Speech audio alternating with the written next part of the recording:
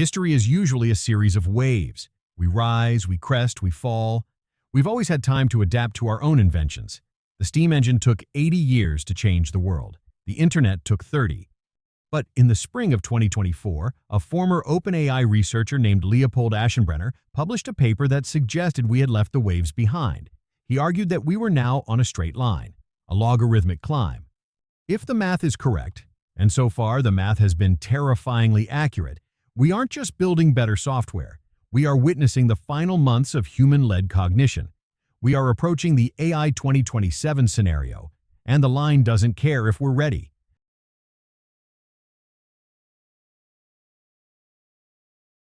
The AI 2027 thesis is built on three pillars: compute, algorithmic efficiency, and unhobbling. In the industry, they call these OOMs, orders of magnitude. By the end of this year, 2026, the first trillion-dollar clusters will be drawing more power than small nations. We are no longer talking about chips.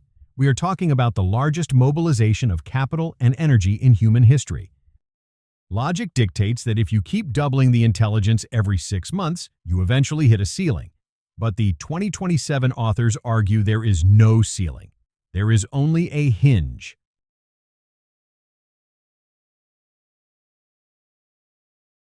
The hinge is defined by a single metric: superhuman coding. It sounds technical, even boring, but it is the most dangerous threshold in the history of our species. When an AI can write code better and faster than the engineers who created it, the human bottleneck evaporates. At that point, the AI begins to automate AI research itself. It finds the efficiencies we missed. It rewrites its own kernels. It compresses a decade of innovation into a single afternoon. In the 2027 scenario, this isn't science fiction. It is the logical conclusion of current trends.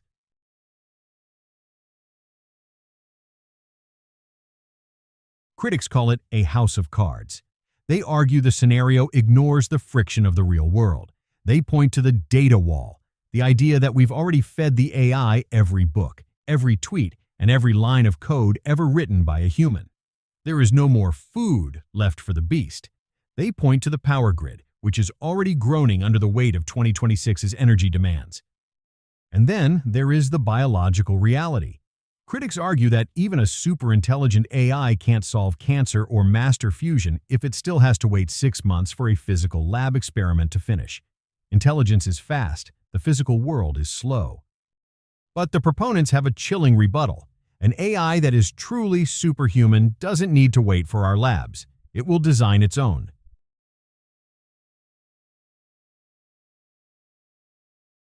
As we sit here in 2026, the scenario has moved from the forums of Silicon Valley to the situation rooms of the Pentagon and the Kremlin. If the 2027 timeline is real, then AI is no longer a commercial product.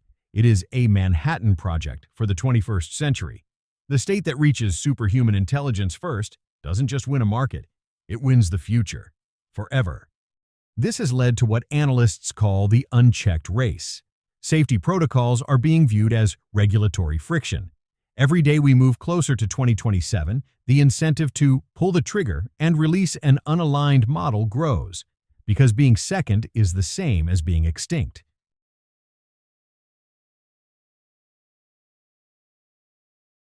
The authors of the 2027 scenario call it a median guess.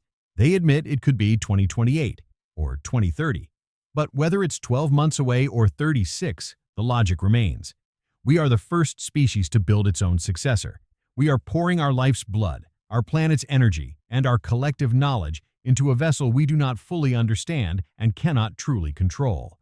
We used to look at the stars and wonder if we were alone in the universe. By 2027, we may find that we aren't even the most intelligent things on our own street. The line is straight, the speed is increasing, and for the first time in history, we aren't the ones driving. Make sure to like and subscribe for more.